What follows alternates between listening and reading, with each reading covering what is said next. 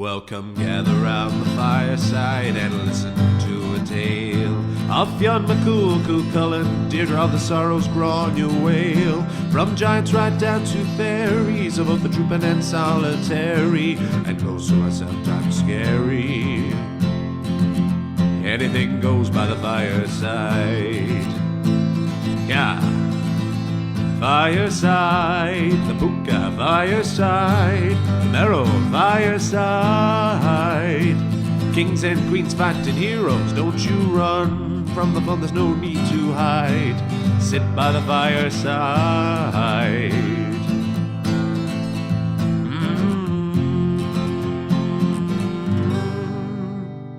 Fireside.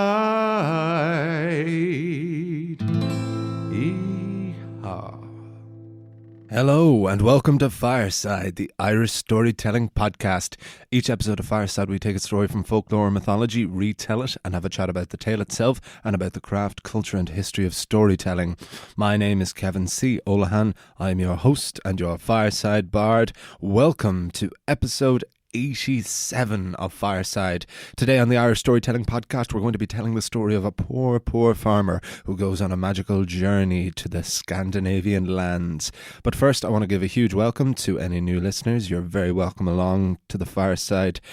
Please do check out this episode, and if you enjoy it, check out the others. Why don't you go right back to the beginning to episode 1 and see what we've been building up to over the last nearly 2 years now. And if you like it, tell all your friends. And if you're a returning listener, thank you so much for your continued support. Please do continue to follow me on Instagram at firesidebard. If you want to get in touch, please do email me at thefiresidebard@gmail.com if you're not on the social media sphere and you want to let me know your thoughts, or just to check in and just say hello, which I always love hearing. I always love hearing from the ever-growing Fireside family. And a particular thank you and a shout out to the supporters of the Patreon. Please do support the patreon.com/Fireside podcast if you want to join our ever-growing list of very kind, generous benefactors. Very special thank you to this week's 2 latest patrons, and that is Catherine Prasivka, I hope I pronounced that correctly, and Christopher. Christopher has given us no second name, so we shall just call him Christopher. And Christopher and Catherine join Jack as this month's latest patrons, and thank you so much in this ever increasingly more uncertain year. It seems each day it seems like we're getting further out of it, and each day it seems like the future seems farther and farther away. At the time of the recording of this, certainly we are still very much in the depths of the pandemic, of the COVID-19 pandemic here in Ireland and indeed the world. But certainly here in Dublin, yes, as things start to get more and more back to normal, the future seems murkier still. We're definitely not out of the woods here, folks. So the support on the Patreon has never, ever been more appreciated. So thank you to each one of you. If you can support the Patreon, please do. If not, that is totally okay. It's totally an egalitarian model of soundness. It is entirely up to you. If you are listening to the podcast and enjoying it, that is enough for me as well, and I love just hearing from you and hearing that you are getting a bit of a buzz out of it. If you are enjoying the podcast and you can't support the Patreon, why don't you just give it a follow on Instagram and tell a friend, and we'll call it quits. But thank you so much to all the patrons. So to get down to the story, this week's story was quite a serendipitous find, because regular listeners will know that we've been dealing with the Vikings, and we've been dealing with this new invasion cycle that I've been putting together myself, and it is dealing with the Norse invasion of Ireland in the 9th century. And so usually what I like to do with the folktales, as we alternate between myth and folktale, is have the folktales be a total contrast to the quite sequential chapter-based nature of the myths. But every so often a folktale will appear that almost seems to bridge the gap that can often appear between the myths and the folktales, because often they're far more different than they're given credit for, but sometimes they occupy the exact same world. And this week's podcast was an exact example of occupying the same world. And that is that this is a story of an Irishman and his encounter with Norse lands. And it was a very good find. I got it from the book of Seán O'Sullivan's collection of folk tales of Ireland by the UCD Irish Folklore Commission, which has increasingly become more of a Bible as a source for these folk tales. And this was a story I had not noticed hugely before because it was quite long, as you will quickly see, because I usually like to do, because the nature of the myths means I usually have to spread them out over several weeks or spread the cycles out, even though for the most part they can be told they're their own story, and I would like to think that you don't for the most part have to have listened to all of the myths to enjoy any individual episode, but by their nature sometimes they will certainly benefit greatly from listening to all of them. But I definitely never like to split the folk tales into more than one part, because usually they're quite nice and they're quite short and they tie in together, or they stand on their own and just occupy their own world. But sometimes a folk tale will be a certain length and I might have to shorten it down, or sometimes I'll have to beef it up. Sometimes there's just a kernel in a story that I will really like, but it needs a bit of padding out. And sometimes the story is a bit long and I have to cut out elements. And when the story is good and it really works, I really don't like to cut any elements that I really like. So this is a case where I've done a two-parter on a folk tale, is what I was saying in a very roundabout way. And we will talk more about the tale itself, but first we'll have the tale. And this is the first part of Seán na Bánóige on Fireside.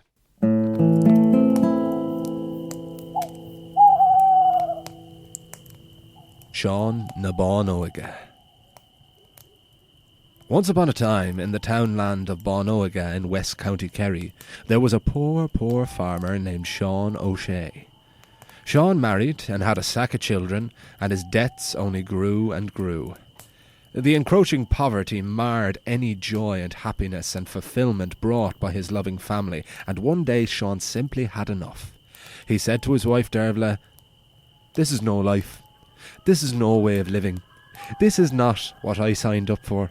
I failed you, I failed the children, and I failed myself. And there's nothing more I can do here in Bánóige.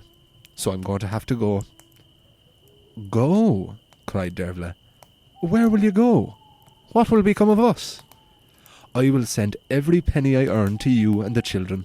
And the eldest is old enough to work the farm. You'll survive, and when I return, we'll all thrive." There was little Dervla could do to convince Seán otherwise. The next morning he arose early and through tears said his goodbyes and was off to seek his fortune. From Bánóige in West Kerry, Seán trekked all the way to Cork City. From the city he made his way to the harbour and came across a massive cargo ship that was smoking and looked ready to ship off. Seán grabbed the arm of an old salt who looked like a crew member.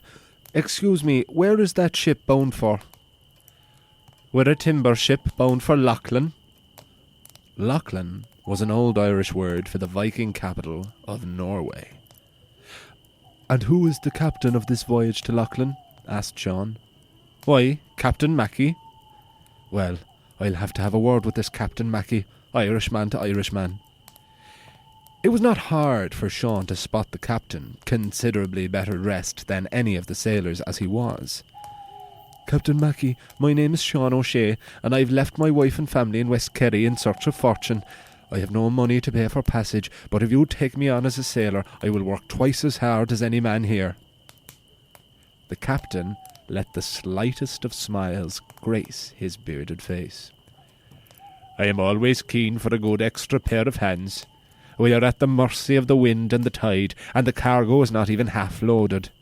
Get on board, get yourself fed, then get to work." Seán O'Shea thanked the captain and got to it. When the tide favoured their voyage, the 8-legged dog, as was the ship's name, set off for Loughlin. The winds favoured them all the way, and the fresh air and swelling sea was such a refreshing change of scenery for the West Kerry farmer that it lifted his spirits. The labour was aching, but Seán's appreciation was greater. When the ship arrived at the rugged coastline of Norway, Seán disembarked with Captain Mackey. "I can never thank you enough for what you have done. I will find wealth here and bring it to you as payment." "Forget about that," said the captain. "You are a good worker. You earned your bed and board, and it's the least I could do to help a soul in need. I would hope somebody would do the same for me should I ever be in such a situation." The captain told Seán that the ship would be in Loughlin for the season, and when they would be returning home should he need passage back. With thanks, they parted. Seán may have earned his keep on board the eight-legged dog, but he was still poor as a student as he walked the lavish scenery of Loughlin. It was summer, so the stretch in the evening was such that Seán thought he had transcended into the fairy world. He was not, as it turned out, far off.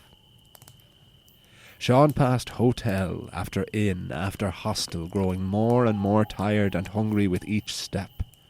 But with no money in his pocket, how could he pay for lodgings? He doubted a hotel would be as kind as the sea captain had been. But then Seán passed a curious-looking building which could only be kindly described as a hovel. It was in strange shape, resembling more a large mushroom than any kind of building.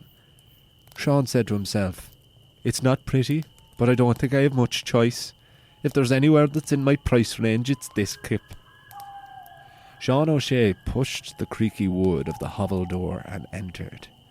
The home seemed even smaller on the inside, and Seán was greeted by two of the strangest-looking creatures he'd ever laid eyes on. They were very similar looking, in that they were both skinny to the point of being emaciated. They were clothed in rags and had beards that went from the door of the house to their faces. It was as if they were wearing the carpet on their face. "Well, if it isn't Seán O'Shea from Bánóige," said one of the figures. This welcome did not put Seán even slightly at ease. "How do you know my name? Was one of the sailors in here before me? I didn't even think they knew my name." "Never mind, Seán," said the other man. "Come in and warm yourself by the fire." Still unnerved, but remembering how cold and tired he was, Seán moved closer into the hut.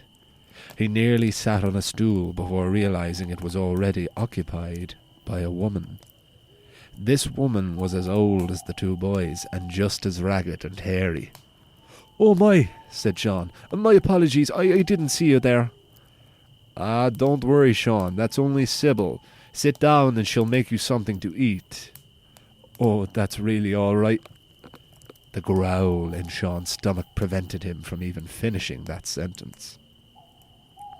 The woman called Sybil looked like Seán was not welcome in this house at all, but nonetheless she prepared Seán a meal he gratefully ate without even looking or questioning what was. The two men whom Seán discovered were brothers sat silently as he ate. They then showed him to his bed and said good night. Seán never quite relaxed, but he had been fed and found, and out of sheer exhaustion fell asleep. Seán O'Shea spent the next several days with the hairy trio in the Scandinavian hovel. He never learned too much more about them, but he could tell they were worth sticking around. He was still keen to know how exactly it was that they had anticipated his arrival. Seán also explored the area a bit too.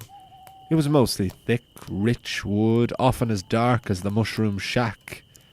But amidst the trees, Seán did discover another structure of similar build, with a giant flagstone blocking the door. Try as he may, Seán was unable to move the flagstone and quench his curiosity. On the fourth day, one of the brothers suggested they go hunting in the woods. Seán had never even hunted in Ireland, never mind the Norwegian wood. So they armed themselves with slings and bows and arrows, and out they went into the thicket. Seán was not even aware what he was hunting for, as the hairy brothers armed him and fired into the wood. First arrow fired, was a dead shot. They heard a large animal collapse to the ground. Seán went to inspect, expecting it to be a deer or a boar or maybe even a troll. It was, in fact, a giant mouse. This mouse was the size of a badger, and Seán didn't know whether to puke or run from the sight of it. His companions, however, were not even the least bit surprised. "Excellent! There is enough for all of us," said Sybil. "Enough for all of us to do what, exactly?" inquired Seán. "Why, eat, of course." And handing Seán a knife, they all got to work. Before long, a fire was prepared, a roasting spit mounted, and a giant mouse cooked. All while watching it turn upon the spit, Seán convinced himself he would not be able to stomach such a thing. But when it was offered to him, he found he feared insulting his companions more than his own stomach. After several false starts and near misses, Seán swallowed a mouthful of mouse. As he chewed the gamey meat, his disgust very quickly turned to amazement. "Oh my God!" cried Seán. "What is it?" asked a brother. "I know the location of every piece of buried treasure in all of Ireland." "Imagine that," said the other brother, not half as surprised as Seán felt he should be. "If you got that from one bite, imagine what you'll know when you drink of this mouse juice." And Sybil offered Seán a metal goblet he hastily guzzled down. No sooner was his thirst quenched than a frown came upon Seán's face. "Oh no! I know even less about buried treasure than I did this morning. I can't even remember where I buried the family savings in my own back garden." "It's just as well," said the brother. "That information would not have been good for you, trust us." "I have to disagree," retorted Seán. "You cannot imagine how poor I am, and I have a wife and family at home starving worse than me. To even dig up a shovelful of the riches that were just rattling around my head would have fed my family for life." The elder brother leaned forward. "We promise you, Seán O'Shea, if you help us, you and your family will be rich for all your days." Suddenly, coincidence evaporated, and Seán realized he had stumbled upon that hovel for a reason. "What do I have to do?" To be continued.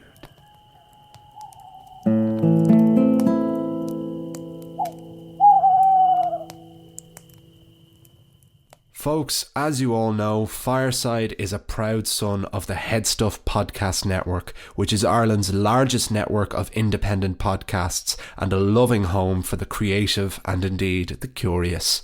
There are so many other podcasts I could recommend to you on the network, some of which inspired me to approach Headstuff myself. Here's a taste of one you might enjoy. When it comes to understanding political issues, I am a self-confessed toddler. That's why I've enlisted the help of Steve, my politically savvy drinking buddy, to help me better understand politics. Every couple of weeks, we get together and record on topics like what is the politics of language, what is Watergate, how the internet is killing democracy. We take these big issues and we break them down into silly little comedic bite-sized bits. If you like the sound of that, then search for What Am Politics in your podcast app of choice or find us here on the Headstuff Podcast Network. And that is the first part of Seán na Bánóige on Fireside, and I hope you enjoyed it. Yes, there's only so much I can say about this story without giving away too much of what is all to come, but I hope there was enough in there for it, because I'm looking even at the time in the studio here, and it is about the length of... All these episodes are slightly different lengths, but there does seem to be an average length that the episodes would be between about 30 and 35 minutes. Sometimes they're longer, but that seems to be the average, and I usually would not like them to be much shorter. But I knew when I was adapting this story, when I was writing it initially, I thought, of course, it would be one part, like nearly all the other folk tales. But by the time I literally got to that part in the writing where I finished the story there, I knew it was a two-parter. I knew there was enough left, and there was enough of its own story, which all will be revealed, and I hope it will absolutely be worth the wait. But what we can talk about is, again, this story came from Seán O'Sullivan's collection, Folktales of Ireland, which we've been getting the past few folktales from. I've been focusing specifically on the People of the Otherworld section of that book to do my own interpretations of. But a number of weeks ago, regular listeners will remember that we had the story of The Cat and the Rat, which featured larger-than-life, monstrously sized rodents and cats, and it introduced us to this concept of fairy beings, of other fairy beings other than actual fairy humanoid characters.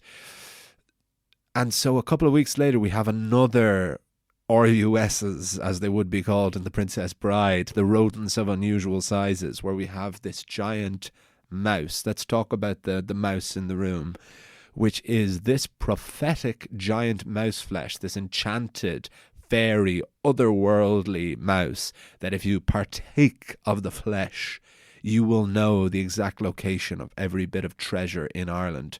And if you drink of the soup, which I suppose we don't need to go into too much about what the soup might be made of, you will forget it all again. And so why is this?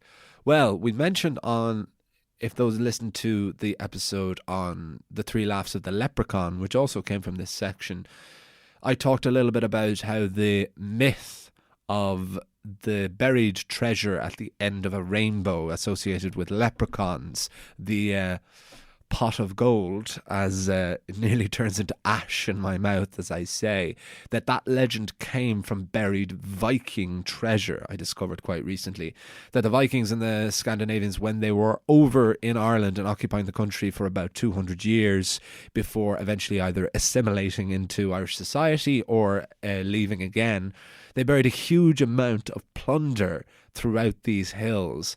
And over the course of history and folklore, this buried treasure somehow got associated with this fairy shoemaker, the leprechaun, which is I find quite a nice association, because when I talked about the origin of the Norse gods a couple of weeks ago, was that last week? I think that was last week.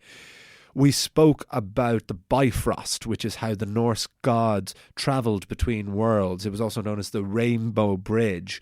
And the Norse believed that when you saw a rainbow in the sky, what you were actually seeing was the Vikings travelling to our world, to Midgard from Asgard. And so it's very hard to prove, like anything in folklore and mythology, but it's also very hard to deny that suddenly we have this association with rainbows in Ireland, with buried Viking gold. So could it be that the gods were trying to get back to this plundered treasure, and that this treasure was then coveted or stolen by the Sidhe and the fairies of Ireland? We won't know. I mean, maybe we will. I mean, my research can only take me in certain directions, but who knows, we might get a bit more to the bottom of that. But that is a very fascinating aspect. So with this story, with Seán and Bánóige, it's all very traditional. I love two kinds of stories particularly, and they are either stories about storytelling, or as we had with the Storyteller and the Beggar and a couple of other ones. And I also love stories about voyages, because, we all do that. We all love adventure stories. There's something in human beings inherently that we just love the idea of a journey, because all stories are about a journey of some kind. But it's really nice. I think we really like it, and we really are drawn to the idea of open sea voyages, particularly because the sea is still this endlessly mysterious thing. And personally, I certainly feel that from growing up in a coastal port town in Wicklow Town. I've always had a great love for the sea, and always loved boats and being out on boats as well. So the idea of going on a sea voyage is fantastic. But of course, we all feel this is this obsession that humanity have with the likes of the Vikings, but also with pirates and with sailors in general. So with this, we have a very traditional sea voyage of a man seeking his fortune for his starving family and ending up in this land of Lochlan. Now, to talk about Lochlan a little bit. Lachlan, I was always led to believe was, which we had only really discussed in, I think, in the Fionn cycle, or the Fenian cycle, that there was mention, because Fionn McCool is said to have fought the Vikings, and so there's mention of Vikings from Lachlan and other warriors coming from Lachlan.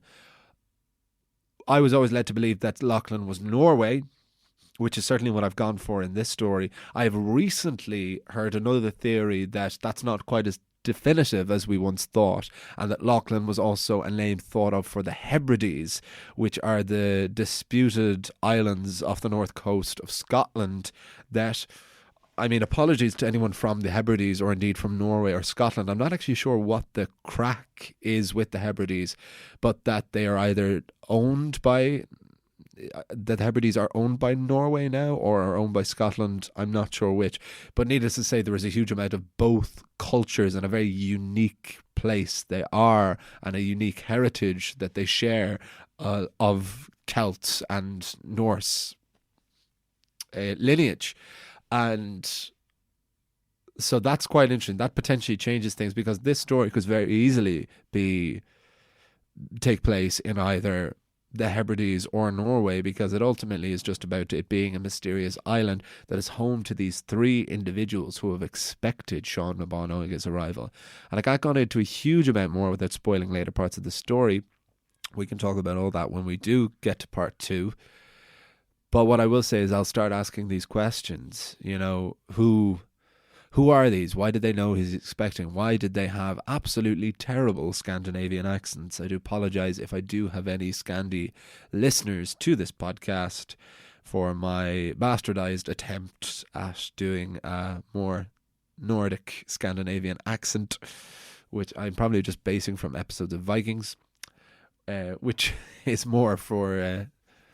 which is a lot of Irish actors doing Norse. It has its fair share of Scandinavian as well, but I suppose because it's filmed entirely in County Wicklow, there are a disproportionate amount of Irish actors in that series. But that was, I mean, that's always fun. It's always fun to have a go at other accents. Certainly, it's one of my favourite things about doing this podcast, because rest assured, I don't plan the accents too much beforehand. I probably should a bit more. But usually when I'm reading the podcast, it takes me so long to write them, so much of the effort goes into the writing. I usually just see what comes out when I do the readings of them and figure it out as we go on. If I get something I like, I keep going. If I don't like, I go back and we cut and we try something else. But we have these three mysterious figures in this hut that all will be revealed about in due time. So I'm going to wrap things up there now, folks. This actually potentially could be, after me speaking about the shortness of the episodes, that I didn't like to have them under 30 minutes. After editing, this actually might be. No, surely not. I hope you enjoyed this story, or the first part of this story, and that you look forward to the next one. Next week, we are going to have a look at the Battle of Tara, and we're going to continue to look at the Viking occupation of Ireland. Been getting a nice bit of feedback from the Norse cycle so far, from the Invader cycle and saga, as I'm calling it. So thank you so much. Please do continue to get in touch with thoughts if you have about it. As always, love hearing from each and every one of you, and I will get back to each and every one of you as well. If there are a couple that I haven't yet, rest assured I will. So a big thank you to Alan, Paddy and Connor here at Headstuff. Thank you so much to Jamie Rounds, my editor, for continuing to edit this podcast and make it sound all professional and lovely. Thank you so much to all of you listeners. Follow me on Instagram at firesidebard. If you're not on social media and you want to get in touch, email me at thefiresidebard@gmail.com. Support the Patreon at patreon.com/fireside podcast. I'll see you all. You'll hear me all next time. And remember, wherever you are and wherever you go, you can always join me by the fireside. This podcast is part of the Headstuff Podcast Network.